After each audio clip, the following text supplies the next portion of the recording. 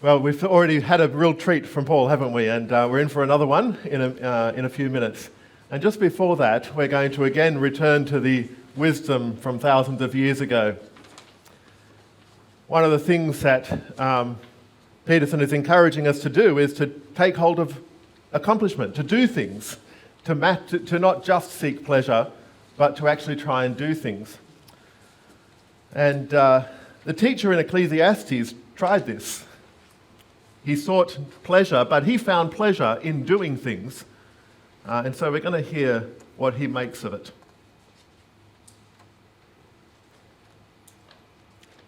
I said to myself, "Come now, I will make a test of pleasure.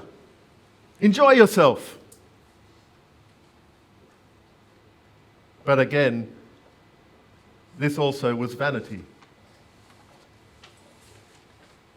I searched with my mind how to cheer my body up with wine, my mind still guiding me with wisdom, and how to lay hold of folly until I might see what was good for mortals to do under heaven during the few days of their life. I made great works. I built houses. I planted vineyards for myself. I made myself gardens and parks and planted in them all kinds of fruit trees. I made myself pools from which to water my forest of growing trees. I bought male and female slaves and had slaves who were born in my house. I also had great possessions of herds and flocks, and more than anyone who had been before me in Jerusalem.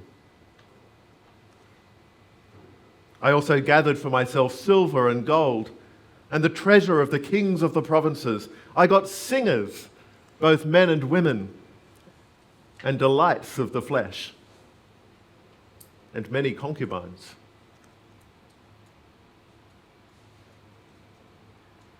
So I became great, and I surpassed everyone who had been before me in Jerusalem. And also, my wisdom remained with me. Whatever my eyes desired, I didn't keep from them. I kept my heart from no pleasure, for my heart found pleasure in all my toil, and this was my reward for my toil.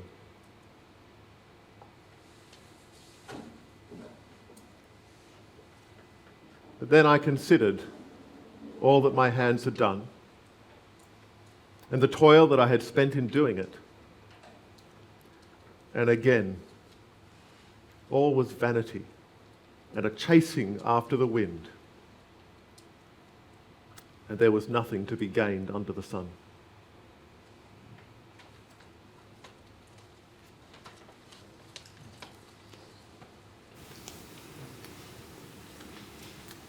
Thank you, Matt. We're going to see a couple more clips. The first clip again with myself and John Anderson. Now the second clip is from the first Vancouver event where Jordan Peterson was having a conversation with Sam Harris being moderated by Brett Weinstein.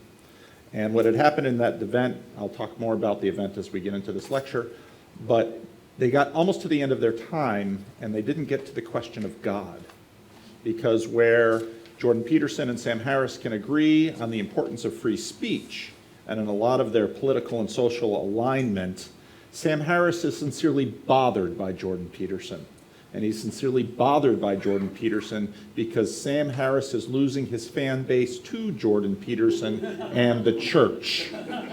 And it is all about God. And so here, Sam Harris wants to confront Jordan Peterson on his belief in God, and what kind of God is Jordan Peterson actually talking about? Sorry, do you want Jordan Peterson? Play both clips. Yeah. Now, I, as a Christian minister, found him intriguing immediately, and I found his answers with respect to belief in God, his relationship to the church, even more intriguing, especially given the fact that one of the things that I noticed was that many people, after watching his videos, were interested in the Bible, curious about Christianity, and some of them were even pursuing membership in churches. What do you have any thoughts on his relationship with Christianity and the church? And he's not an ordained minister or even a person who necessarily identifies with a church, and his relationship with Christianity, he casts that in a very interesting light. How do you see that relationship? I would I'd want to say that I have nothing I say does not in any way offend him or would not offend him. I respect him hugely. I think he's a very honest person. But I would say that the fact that he's talking from a deeply knowledgeable perspective about the human condition, and he talks of Alexander Solzhenitsyn and the Russian greats, recognizing that the dividing line between good and evil doesn't lie between one group and another struggling for power in the age of identity politics. It lies somewhere across every human heart. And we know instinctively that that's true if we have any reflective capacity about ourselves at all. So in naming that, in running directly counter to the modern culture, which says if you've got a problem, that's because you're being oppressed. And that's, in fact, you happen to be an oppressor, in which case you're a terrible person. He's actually recognizing that all of us are at times oppressed. All of us at times can be oppressors. All of us would probably have joined the Hitler Youth. And it's a shocking thought, but we shouldn't cast stones so rapidly at others. We share our humanity and our weaknesses and our strengths. We are, if you like, the glory and the scum, every one of us, as Blaise Pascal put it. He's sort of highlighting that and making it respectable to talk about the elephants, plural, in the room that our modern, very superficial postmodernist society tries to pretend aren't there. So here's my question for you, is if we agree that there is some way in which religious texts carry some kind of value because they allow people to figure out how to navigate their lives in ways that might reduce suffering, reduce the complexity of the choices that they have to make. Presumably, you will agree that that would be consistent with an evolutionary interpretation, that the fact that the stories themselves are Yes. functional would provide an advantage to those who were deploying them. Yes. So here's the problem. Isn't it then also true that those stories are responsive to past environments? And so the claim that these things might be timeless would be suspect. And Yes. in fact, you would expect a spectrum of durability. Some stories would be right in a brief moment and... Yes. Okay. All that's true. All that's true. So far, so good. Well, so far so good. This is actually, I think, quite excellent then, because what we have is a recognition that there is something to these belief systems that has to do with practical realities in the past, and we also have an acknowledgement that we cannot trust in these things based on simple faith, because even if they can be certain to have worked at some point in the past, we don't know what their relevance is to the present. Right. Okay. Fair enough. All right.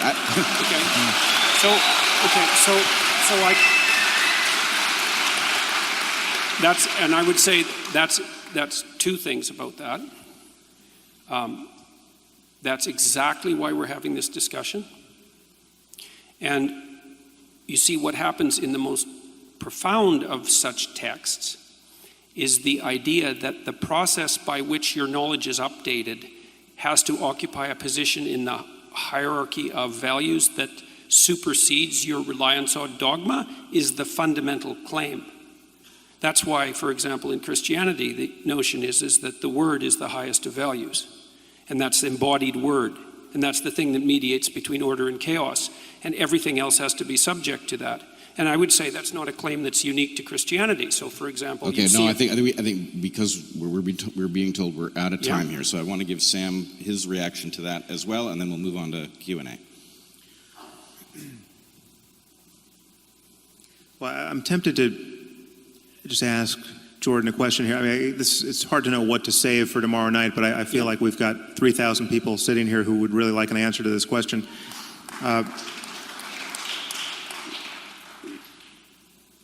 You say you believe in God. you have been... No, I say I act as if he exists. You say what?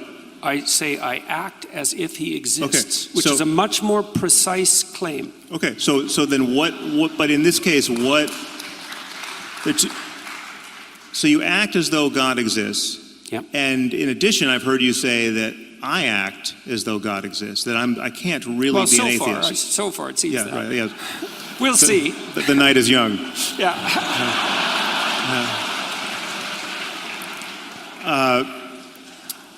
So in that sense, I'm not really an atheist. I've heard you say this. So that Well, some of you is. well, if I were really an atheist, I would be far more poorly behaved than in fact I am. Right? I would be like Raskolnikov committing murders and assuming there was nothing wrong with it. It would be more likely, yes. Yeah. Okay. So Wait, that's a big distinction. That I need you would to- I versus need to it would know. be more likely. what was that? It's a big distinction. That you would is very different than it would be more likely. Taking the safety off the gun is not the same thing as shooting it, right? Yeah. The temptations laid open to Raskolnikov would be more at hand, Okay. just as they were to him. So, what in that? So, in what sense do you mean? What is the God that you act as though he, she, it exists? And what is the God-shaped thing I must have in my life to prevent me from being a quote real atheist? Well, okay, first of all, I have to point out that there's no possible way I can answer both those questions in 2 minutes. Well, it's the same question. But, I mean, yeah, what do you mean by God? Okay, well, I'm going to tell you some of the things that I mean by God. Okay? We do have to get the question. Maybe we're going to do this tomorrow. Yeah, maybe this is where we start. Oh, God. Well, that was a pretty resounding no. It seems like that constitutes an audience question, wouldn't you say? All right, I tell you what. Let's...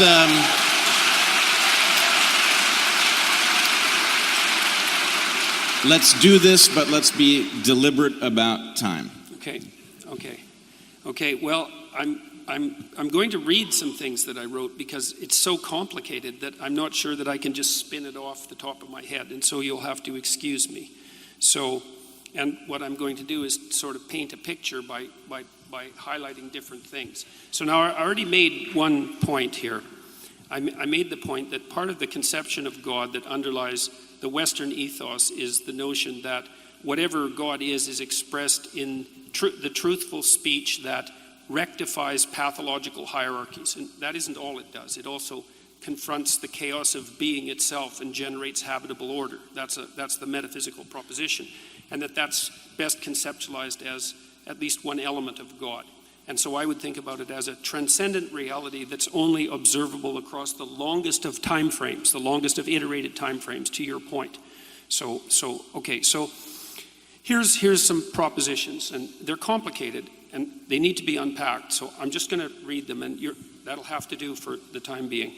So God is how we imaginatively and collectively represent the existence and action of consciousness across time, as the most real aspects of existence manifest themselves across the longest of time frames, but are not necessarily apprehensible as objects in the here and now.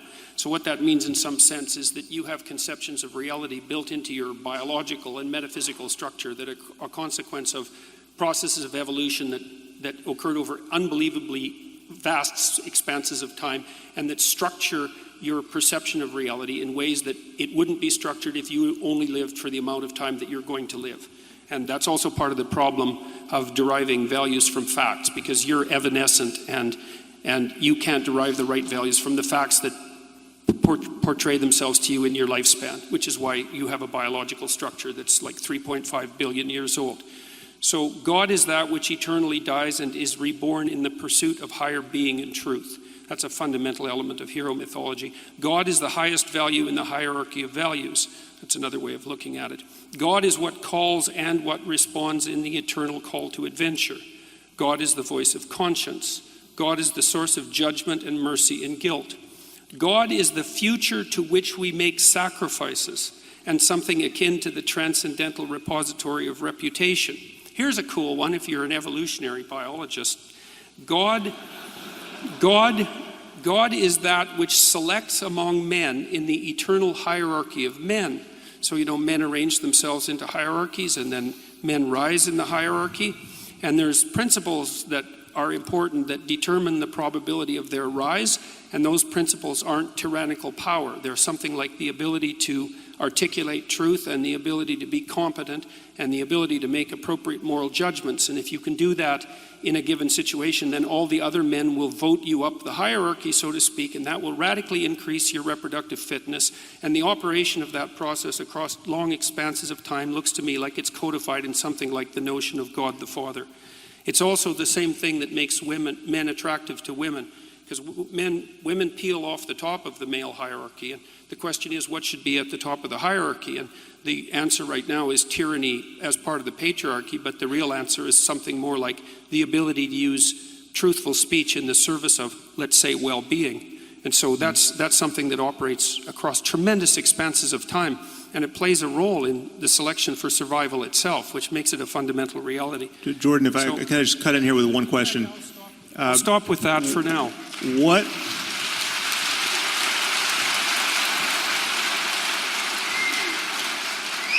So I was not hearing in that list of attributes a God who could care if anyone masturbated.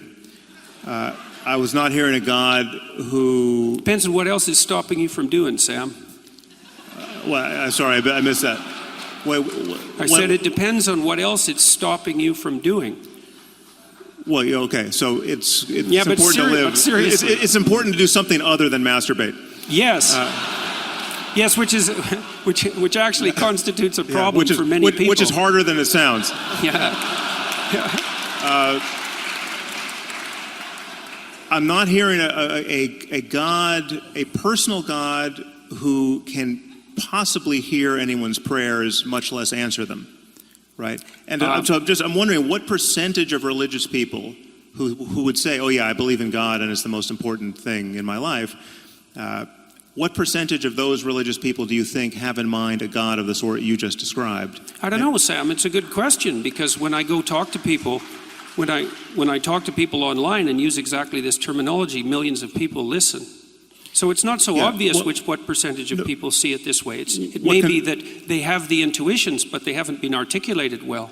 I mean, this is the problem. This is what worries me about this. So, you could do the same thing with the idea of ghosts, right? So people traditionally have believed in ghosts. It's an archetype, you might say, the ghost. Survival of death is certainly an archetype. And we know what most people most of the time mean when they say they believe in ghosts. And I say, I don't believe in ghosts. And you say, no, you do believe in ghosts. Ghosts are your relationship to the unseen. That's a ghost. So you have a new definition of ghost that you're putting in the place provided, which I have to say, well, of course I have a relationship to the unseen, so yeah, I guess I do believe in ghosts. You know, you win that argument. But that simply isn't what most people mean by a ghost. Most people but you mean... can't use that simplified argument about my conception of ghosts as an analogy for the propositions that I just put forward. This is what I see you do. I mean, maybe you have more to say on the topic of God, but this is what I hear you doing with God. You have defined the God that most people believe in, and we know this is the God that most people believe in. I was asked what God I believed in, not yes, what no, most but people I'm asking you what percentage. Yes, but you by shifting the definition, you have robbed the noun, the traditional noun, of its traditional meaning, and you're imparting to people a sense. Wait a second, people.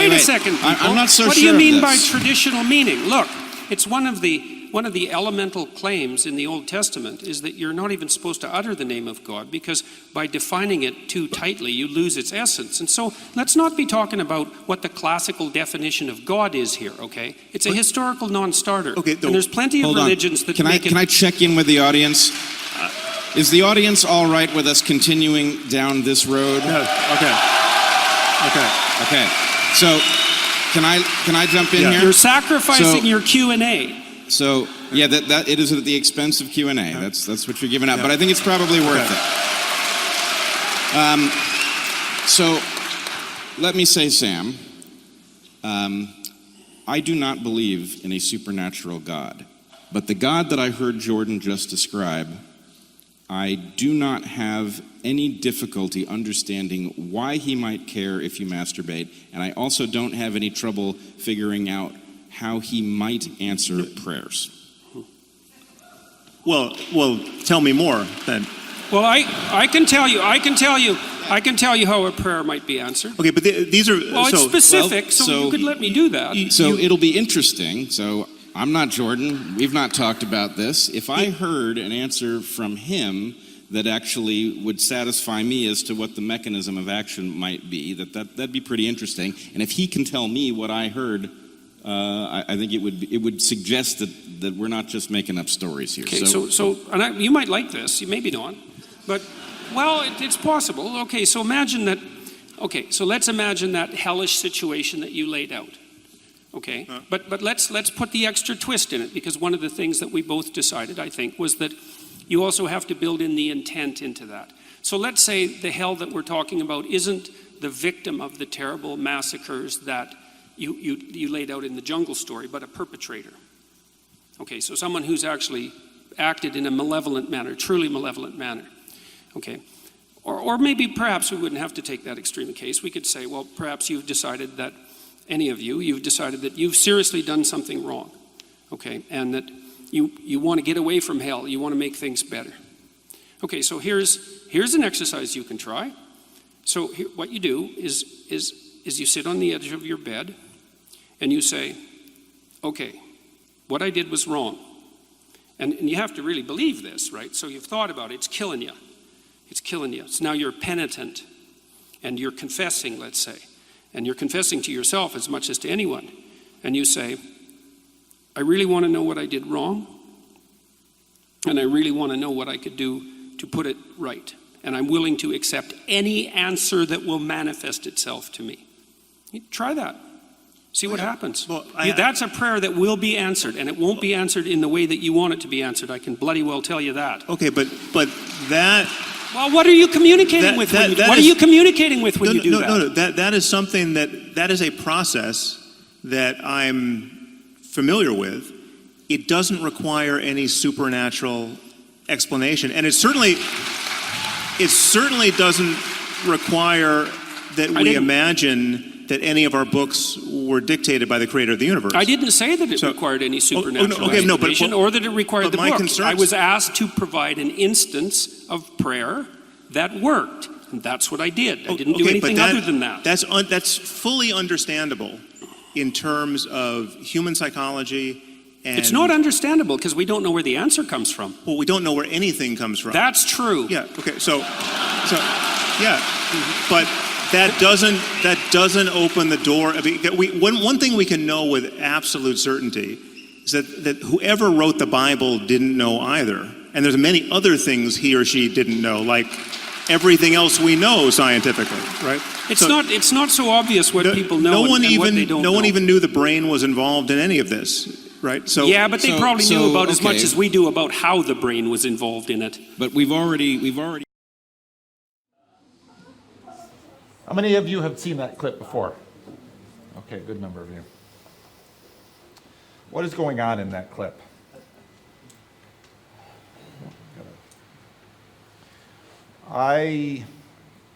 When I saw this, I immediately thought about God number one and God number two. Third slide.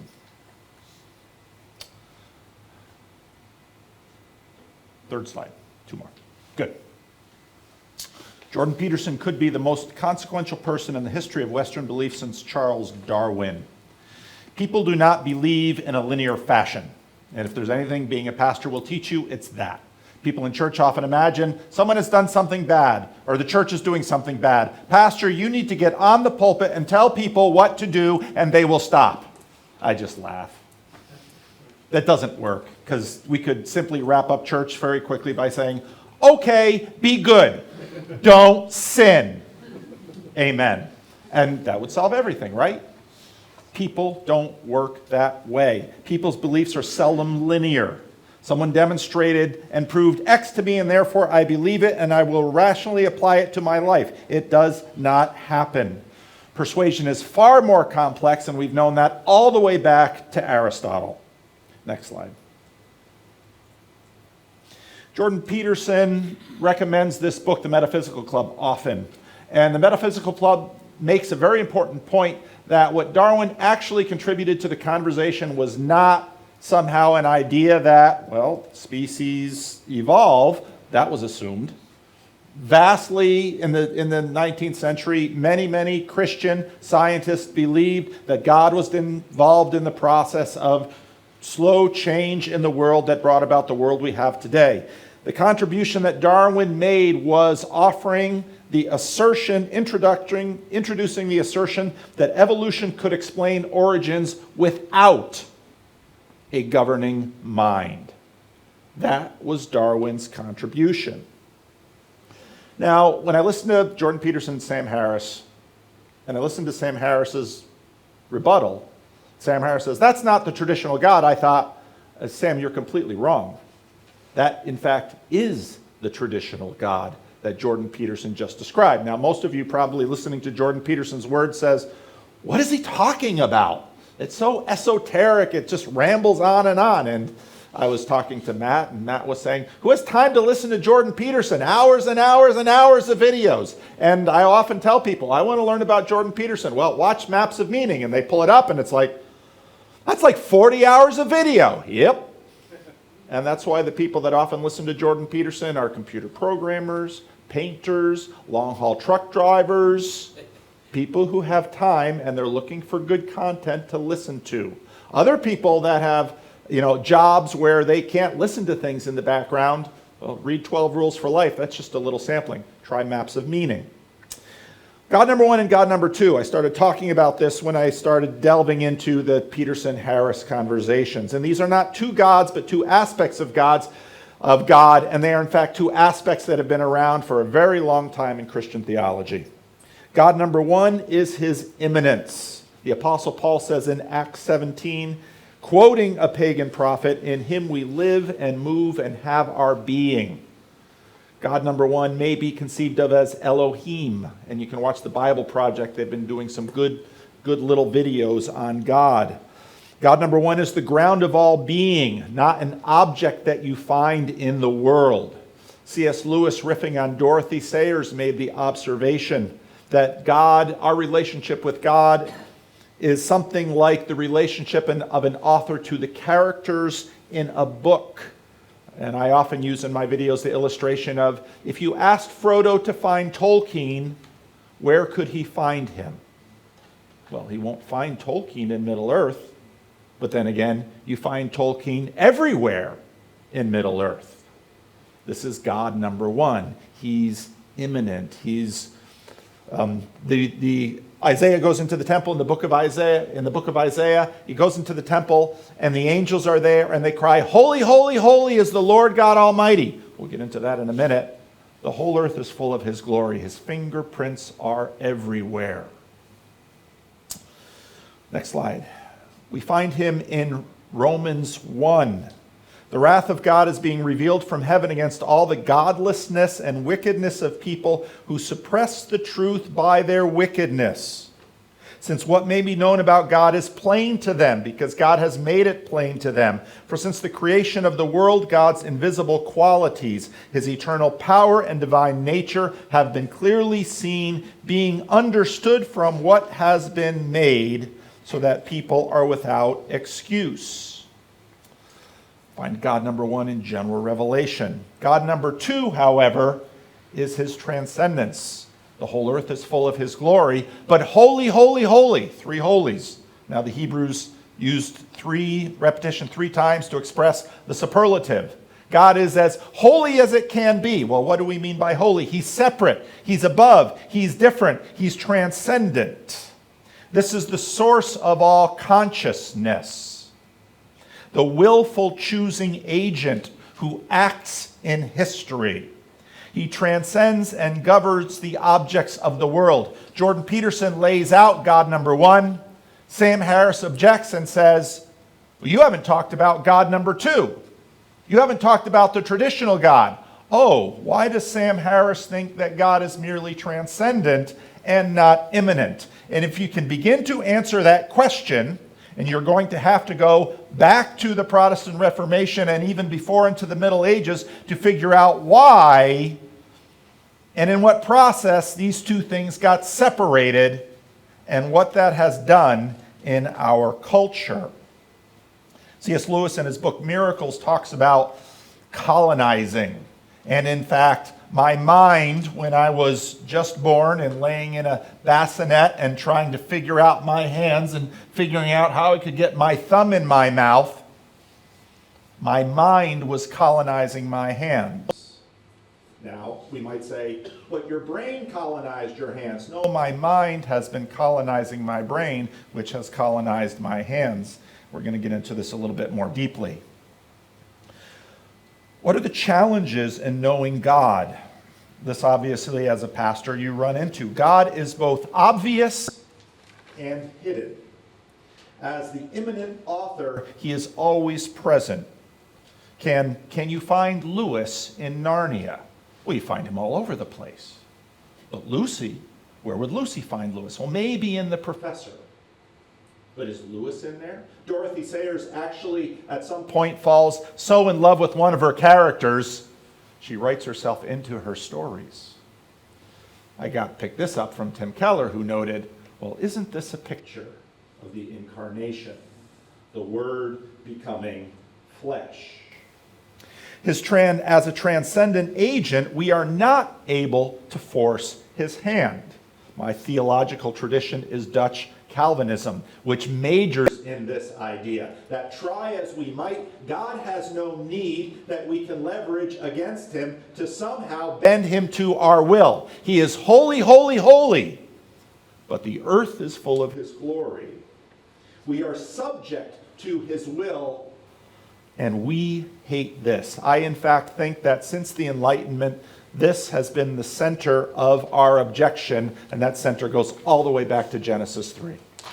Because we simply hate the idea that a conscious, willful agent has made decisions about us and for us and against us that we have no power to defy.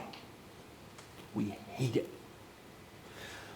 We are dependent yet upon his will, and we hate this too, because we have his transcendence in terms of that consciousness that we have in this gift.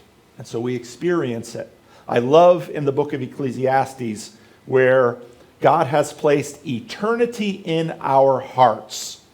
And this, I think, in terms of the book of Ecclesiastes, is what drives the book. Because the assembler is looking for it all. And can he find it in pleasure? Can he find it in projects? Where can he find meaning when everything is vanity?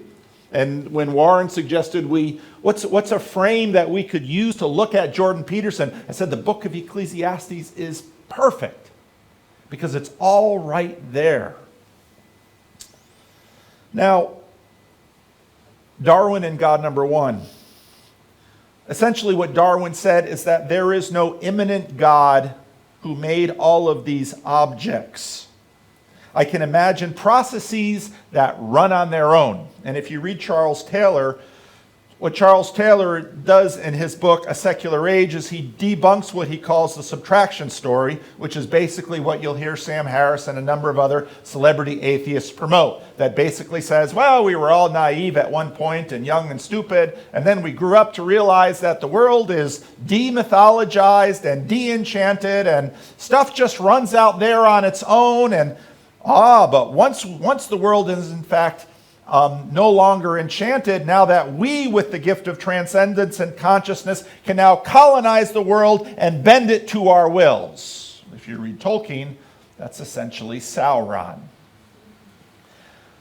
Charles Taylor notes, okay, that subtraction story is nice and it makes a nice short story, but it just isn't true and it just doesn't line up with the history of the situation. There's a key element in there Charles Taylor calls Providential Deism. That before we believed there was no watchmaker, we believed there was a watchmaker who wound up the world and it went on its own. and we could step in and start tinkering with the gears. First, before God was completely absent, God was a step away, and it's actually between the watchmaker and no watchmaker that Darwin comes in and says, we don't really need a God to explain origins. And what Christians have been doing for a long time is trying to attack Darwin's position. And what's been interesting is that many Christians who have been working this for a very long time haven't had the same effect as Jordan Peterson, which is really interesting because Darwin, in a sense, has won the argument out there in the secular world, and everyone's just kind of said yes, except for some Christians over here who continue to fight the fight. Now, Jordan Peterson assumes Darwin. That's just what he does. Darwin was right.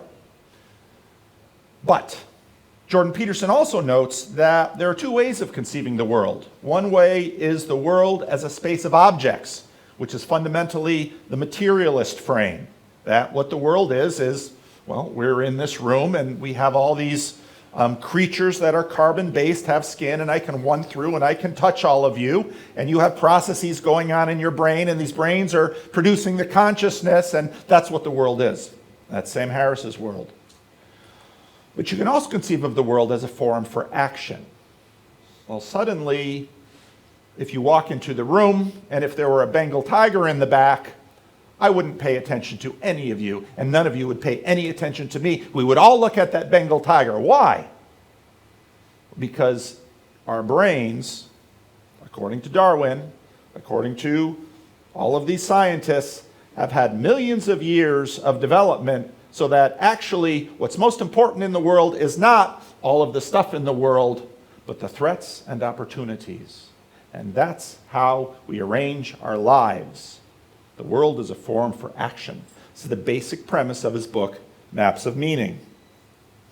You can already begin to feel the imminent transcendent tension in this conceptualization.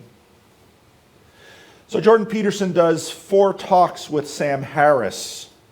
In order to achieve our smaller than total experience of transcendence, acting, choosing, and governing, we need an a priori sorting ability. And in fact, Jordan Peterson spends 8 hours trying to talk Sam Harris into this, and Sam Harris just never seems to either get it or admit it. Because the truth is, actually, I just had this experience this morning. Warren and Elaine are hosting us in their lovely home, and we're sleeping in the spare bedroom. And while we were getting ready to leave, I stood up in that bedroom and I saw a lovely school hanging on the wall that I think was probably from your school that had put it there. And I thought, I've been staying in this room for 2 days and I never once saw the wall hanging. Why not? Was it not there? Oh, it was there the whole time. Why didn't I see it? Same reason that well, we're in Australia, so if we walked in this room and there was a saltwater crocodile in the back, none of us would pay any attention to each other and we would all look at the crocodile. This is how we work, and this is how, in fact, our bodies have worked for a long time, because the saltwater crocodile would trump no matter who else was in the room. The world is filled with way too much data for us to comprehend, and so what we develop is a filter which turns into a hierarchy which prioritizes our attention, and that, in fact, is what governs our consciousness. Now, again, where do you get this from? Well, you can read Maps of Meaning, that'll take you a while, or you can sit through 40 hours of video, that will take you a while, and even then you might have to listen to a few times, but this is what he's saying. Here we see Jordan Peterson says, God number 1. But you say, now wait a minute. Darwin said we didn't need God to account for the objects in space. And Jordan Peterson says, yes, but we need at least this concept. Is it ontological? We'll get into that question. He stays agnostic in there. That basically functions as God for all of human beings. We might not need him for the stuff of the world, but we need him to act in the world. And suddenly, Well, you might say, well, he doesn't quite lay that out that way. Ah. But remember what I said in my first slide? You thought we were reasonable. You thought I would stand up here and explain something to you, and then you would act reasonably after that. Oh, no. This little transcendent consciousness thing you have in your brain, that's just a little bit of your brain. And in fact, your eyes are seeing all kinds of things, and your brains are picking up all kinds of things. And there's way, way too much information to funnel that through the consciousness. If there was a loud bang right now, all of us would flinch. We wouldn't stop and say, oh, I heard a bang. I wonder what that is. Maybe I should act. No. If I would take something and throw it at you, you would duck. Why? Because your brain is always on the alert. And we know this. Well, then, what is God? Now, if you go back and listen to that video, it's in the first Vancouver thing, and you listen to it carefully. But what Jordan Peterson is saying, he is saying, Darwin says we don't need God to account for the stuff. But there is this idea of God that we must have to account for how we act in the world. And that's why you, Sam Harris, to your great offense, acts as if God exists. You can't help it.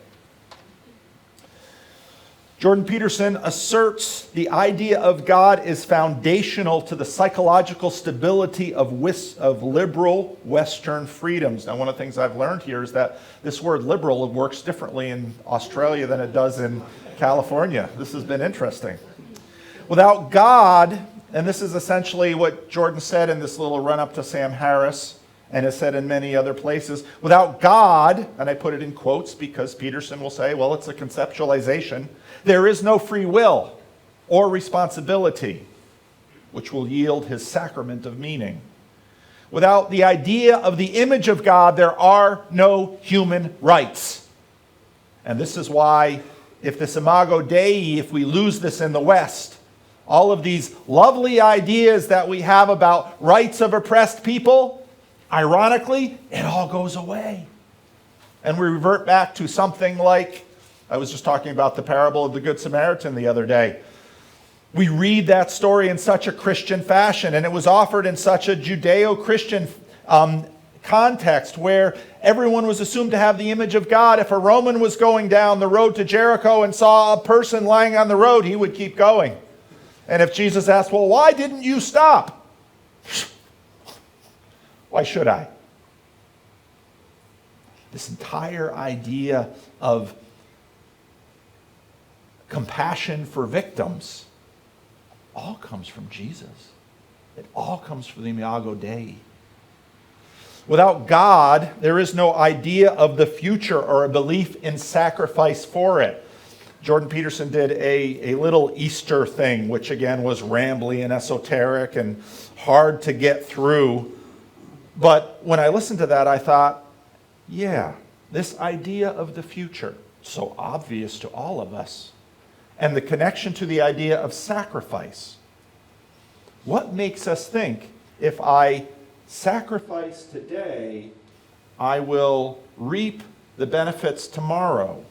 Now, as I mentioned before, I grew up in a context of a great deal of chaos, and people would say, well, why do those poor people misuse their money so terribly?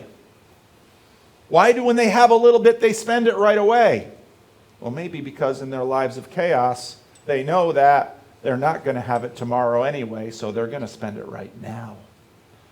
Well, what makes you think that if you save it, you will be blessed in the future? God. Without God, you don't get human reproductive hierarchies based on competence. And you might say, all this is new to me. Yeah, it is. All of these ideas, Jordan Peterson will say, came to us psychologically through the Bible as a culture. Now again,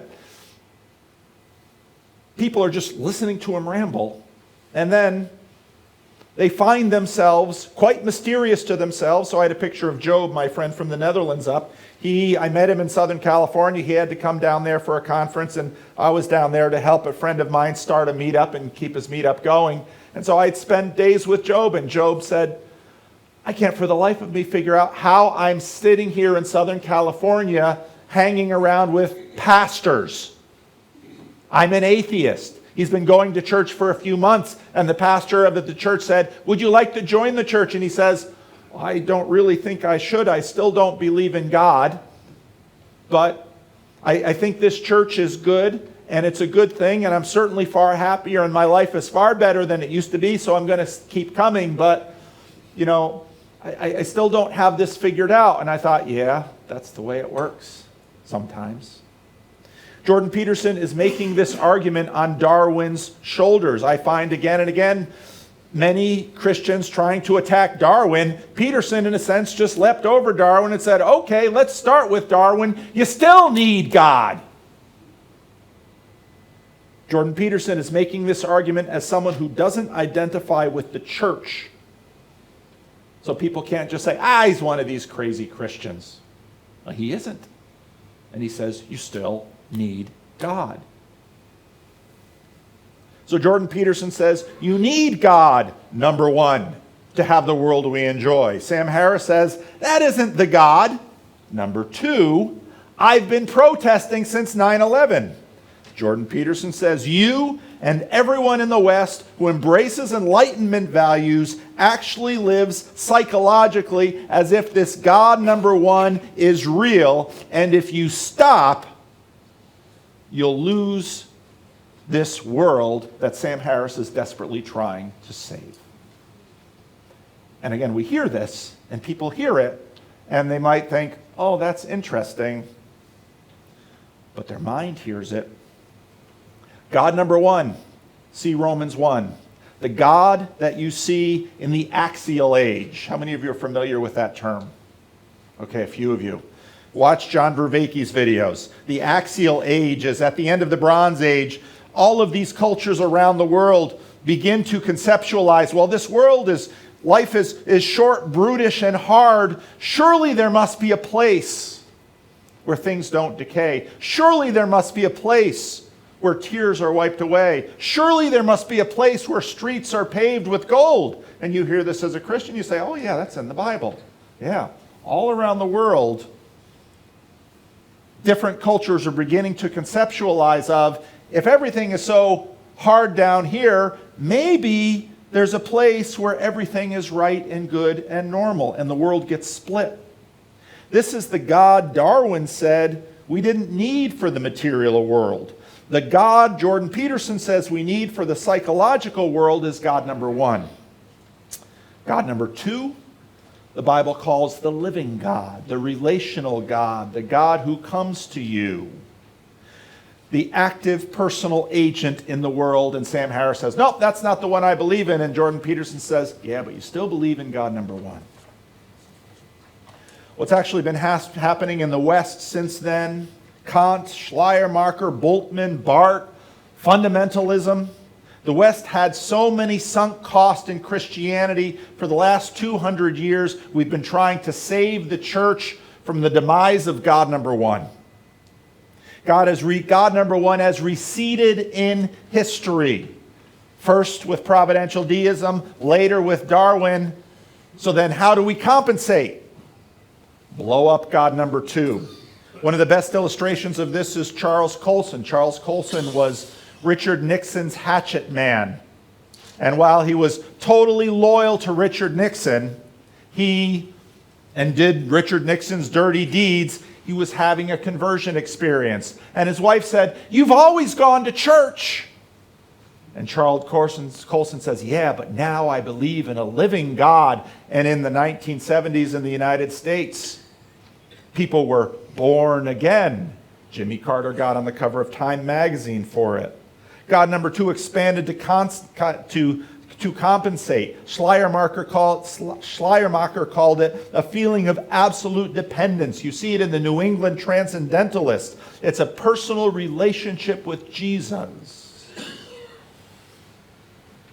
But why does Jordan Peterson have this evangelistic impact? There's a fun YouTuber called Mr. Plinkett. And Mr. Plinkett does Star Wars, does movie critics videos on YouTube. And he continues to make the point that bad movie making, we don't notice it, but our brain does. And this is exactly what's happening with Jordan Peterson. People haven't noticed God number one and God number two, but their brain does. And then suddenly, mysteriously, just like if a crocodile showed up in the back of the room and all of your heads would turn, people begin to think, maybe there's something to that Bible. Maybe there's something to this. I should go look. You see, we think in herds, and Warren mentioned Jonathan Haidt. Before I was reading Jordan Peterson, I was reading Jonathan Haidt, his happiness hypothesis, which is his first and probably best book so far, although his latest book is quite good too. We think in herds, obvious when you look at different cultures. And Darwin's suggestion caught on. Our Roman 1 bias was at work. And even if we consciously miss the heart of the assertion, we pick it up from each other. Dallas Willard made this point. When you go to the university and everybody sneers at a certain idea, that's far more convincing than a rational argument. We believe in groups. If something similar happened when people listened to, is something similar happening when people listen to Jordan Peterson, but you only notice it if you slow down the tape? Why do I go to church when I'm an atheist? Something's happening. Your brain knows it. Your consciousness just doesn't yet. James Fox Higgins. He's a YouTuber from North. I'm dyslexic, so West and East are always hard for me. Northwest Australia. Had a YouTube channel where he was one of these rationalist atheists arguing against Christianity and supernaturalism and all those things. He reads Jordan Peterson, he completely flips, goes to Jordan Peterson and says, you're my great gateway drug to Christianity. And Jordan Peterson in a playful tone says, oh no! And he says, from nihilism. And Peterson says, well, that's definitely a step up. And Higgins says, again flipped, and now thinks Jordan Peterson is a dangerous man. But Higgins is still a Christian. Once we see God number one, God number two comes into play. We have a love-hate relationship with God number two. We want to possess his power, but resist his will. We see this in the prodigal son. Dad, I want your stuff, but I don't want you, which is exactly what we said in Genesis 3. And actually, the heart of pantheism, as C.S. Lewis notes, is we want God to be all immanent and no transcendent. Because actually, and we see this in the movies all the time, the movie Avatar, James Cameron gave up the script when at one point all of the little big giant blue animal people were losing, and the pantheistic God starts fighting for the world. No, that's not what immanent does. That's what transcendent does. We love God to be purely immanent because then the world is a colony we can plunder. If God number one is impersonal, if God is impersonal, all immanent God number one, our God number two-ness governs. So Jordan Peterson sets the table. He undoes Darwin's implicit destruction of God number one, while at the same time using Darwin. He validates the Bible using Darwinian conceptions. People's brain pick up on this, and they are looking for the rest of what the Bible has to say. That's my thesis. Got 5 minutes for questions.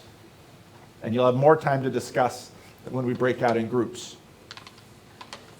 Any questions? I know that's a lot.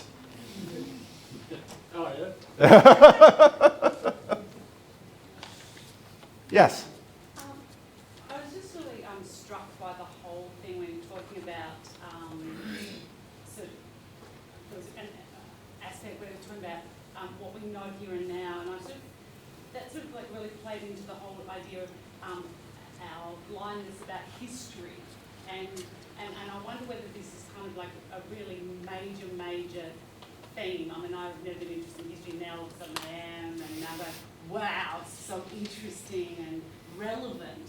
And do you think this is like a major theme that we're kind of really, it's shining a light on the history and the psychology and the history and all these things that we're not really aware of, you know, day to day? One of the insane things that has happened as a result of Jordan Peterson is all kinds of people are now suddenly re-engaged in the kinds of things that they usually thought were dull.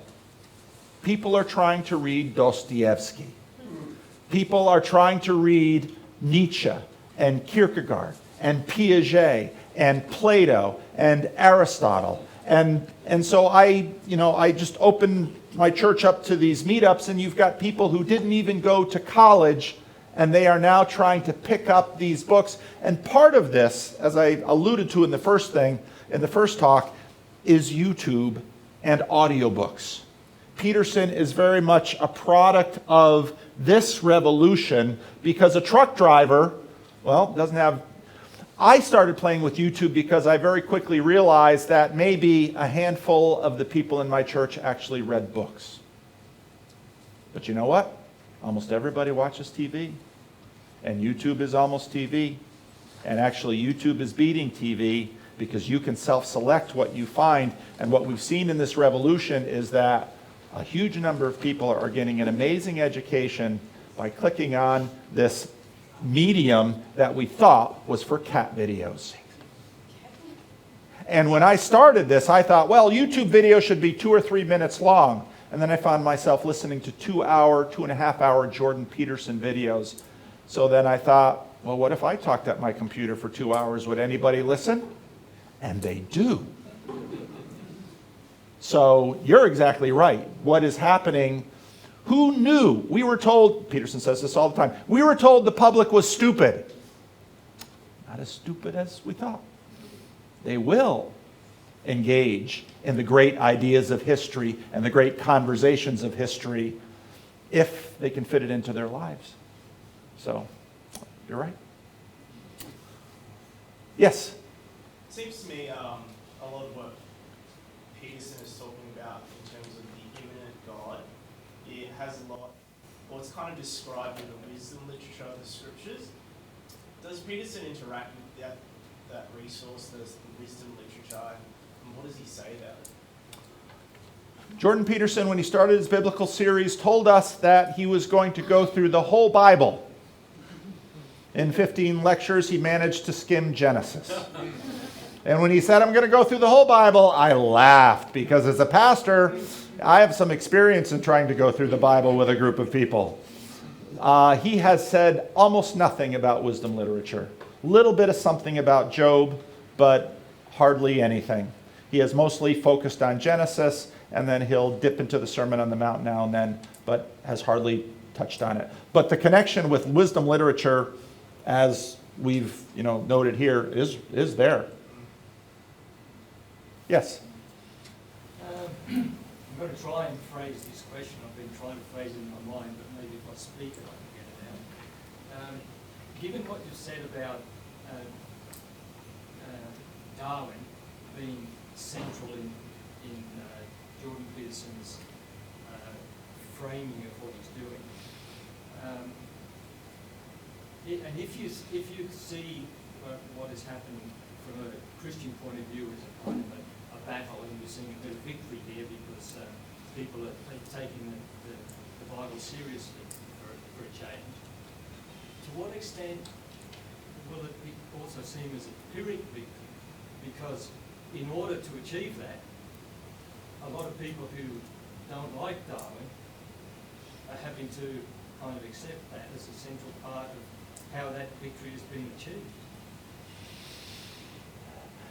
Peterson's relationship with Darwin is interesting. Partly, and one of his more controversial aspects among his atheist critics is his embrace of really a Darwinian epistemology, which says that we can only know that which promotes survival. Most of the atheists are dealing with epistemological framework which is much more object correspondence. The Christians come along and this actually gets into the third lecture because, so a Jordan Peterson fan says, I want to learn about the Bible. Where can I do this? Well, maybe a church. So he picks a church at random. He goes to an evangelical or fundamentalist church and says, I think Darwin is true. I think Jung had some cool ideas. What kind of reception are they going to get in an evangelical or fundamentalist church? They show up in a mainline church and they say, I've been listening to Jordan Peterson. And they say, oh, the custodian of the patriarchy? So your question is really excellent. I don't think Christians are going to have, I think people on the more conservative end of Christianity are going to have an easier time. And the question you asked earlier about the Orthodox, and also it's true of the Roman Catholics, a lot of these issues come to the fore in the Reformation and the Enlightenment, which is really a product of the Reformation. The relationship between the Roman Catholics and the Orthodox with Darwin has been very different from the relationship between Darwin and the churches that were the products of the Reformation. And so actually there's a lot of complexity beneath this, but I tend to think, and I was just talking to Matt, people often have the idea that when you walk into a church, everybody in this church believes the same thing. And if you're a pastor, you laugh because you know that when you look out over your congregation, they believe in radically different things. And even the elders of your church sometimes will stand up and spout complete heresy, and they don't know it, and nobody else in the room knows it. So the church is nowhere near as monolithic as people imagine, and so then you have the question, well, why does this thing actually work at all? And there's sort of the mystery of grace often. So, okay.